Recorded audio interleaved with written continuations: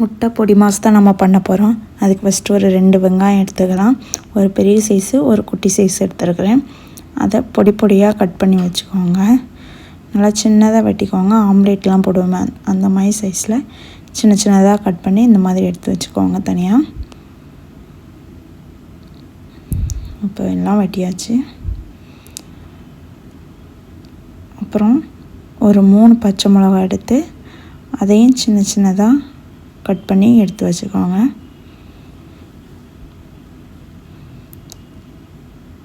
இந்த மாதிரி எல்லாத்தையுமே ஒன்று போல் கட் பண்ணி எடுத்து வச்சுக்கலாம்.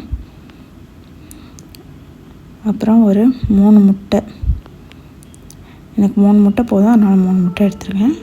அப்புறம் ஒரு பேன் வச்சு அதில் கொஞ்சம் எண்ணெய் சேர்த்துக்கலாம். சமையல் எண்ணெய் என்னாலும் சேர்த்துக்கோங்க.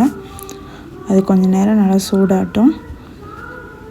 எண்ணெய் சூடானதுக்கப்புறம் வெட்டி வச்சுருக்க வெங்காயத்தெலாம் எடுத்து இதில் போட்டுக்கோங்க.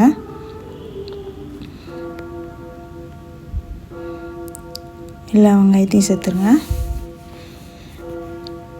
வெங்காயம் வதங்குறதுக்கு கொஞ்சமாக இது கூட உப்பு சேர்த்து நல்லா மிக்ஸ் பண்ணி விடுங்க. உடனே வெங்காயம் வதங்கிடும். நல்லா கிண்டி விட்டுக்கலாம்.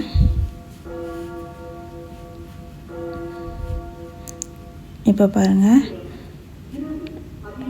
இப்போ உப்பு போட்டிருக்கேன் நான்.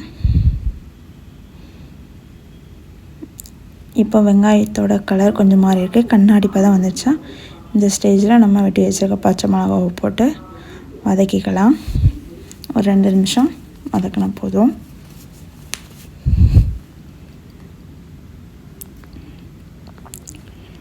நல்லா வதக்கிக்கோங்க. இப்போ கொஞ்ச நேரம் கழித்து பார்த்திங்கன்னா வெங்காயமும் பச்சை மிளகாவும் நல்லா வதங்கி இந்த மாதிரி வந்திருக்கும். நல்லா ப்ரௌனிஷ் கலராக வந்திருக்கும். இந்த ஸ்டேஜில் நீங்கள் மசாலாலாம் ஆட் பண்ணிக்கோங்க. கொஞ்சமாக மஞ்சத்தூள், கொஞ்சமாக பெப்பர், அப்புறம் கொஞ்சமாக ஜீரகத்தூள், கொஞ்சம் கரம் மசாலா. இது கூட உங்களுக்கு வேறு ஏதாவது சாட் மசாலா பிடிக்குன்னா ஆட் பண்ணிக்கோங்க. இந்த மசாலாவோட ஸ்மெல் எல்லாமே போகிற அளவுக்கு நல்லா வதக்கிக்கோங்க. எண்ணெயிலே மசாலா நல்லா வெந்துடணும். அந்த ஸ்மெல் போனால் தான் நல்லாயிருக்கும். உடனே முட்டை ஆட் பண்ணிடாதீங்க. மசாலா போட்ட உடனே நல்லா அதை ட்ரை ஆகிற வரை வதக்கி எடுத்துக்கலாம்.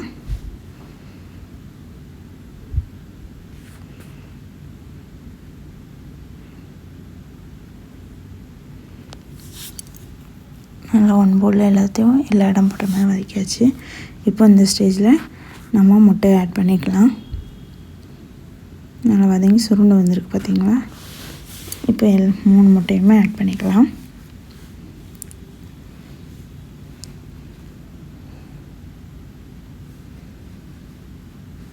முட்டையை சேர்த்த உடனே கரண்டி போட்டு கிண்டிடாதீங்க. அந்த முட்டை அப்படியே லைட்டாக வெந்து ஒரு மாதிரி ஒயிட்டாக வரும்ல, அந்த மாதிரி வரும்போது அப்படி லைட்டாக பரட்டி விட்டு அந்த மாதிரி பண்ணுங்கள். ஃபஸ்ட்டே கிண்டிட்டிங்கன்னா ரொம்ப பொடிசாக ஆகிடும். முட்டை இருக்கிறதே தெரியாத மாதிரி ஆகிடும். உங்களுக்கு ரொம்ப பொடிசாக வேணும்னா நீங்கள் உடனே நல்லா கரண்டி போட்டு நல்லா கிண்டிக்கலாம். இல்லை கொஞ்சம் பெருசாக வேணும் பொடி மாஸ்க்கு அப்படின்னா நீங்கள் கொஞ்சம் விட்டு கிண்டுங்க. அப்போ தான் அது வந்து கட்டிப்பட்டு நல்லா வரும்.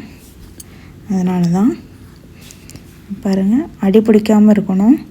அதையும் பார்த்துக்கோங்க. சிம்மில் வச்சே பண்ணுங்கள். இப்போ நல்லா கீழே வெந்து வந்துருச்சு. இன்னும் கூட வேகட்டும், டைம் கொடுக்கலாம். இப்போ பாருங்கள், இதை அப்படியே மெதுவாக கிண்டி நல்லா பரட்டி எடுத்துக்கலாம். இது ஃபுல்லாக நல்லா ட்ரை ஆகிற அளவுக்கு நம்ம அதை வேக விட்டு நல்லா பரட்டி எடுக்கலாம். இப்போ பாருங்கள், நல்லா வெந்து வந்துடுச்சு. நல்லா ட்ரை ஆகிடுச்சு முட்டை. இந்த மாதிரி வந்தால் போதும். லைட்டாக நல்லா பரட்டி விட்டுட்டு அடுப்பை ஆஃப் பண்ணிவிட்டு நீங்கள் சர்வ் பண்ணிக்கலாம். அருமையான முட்டை பொடி மாஸ் ரெடி.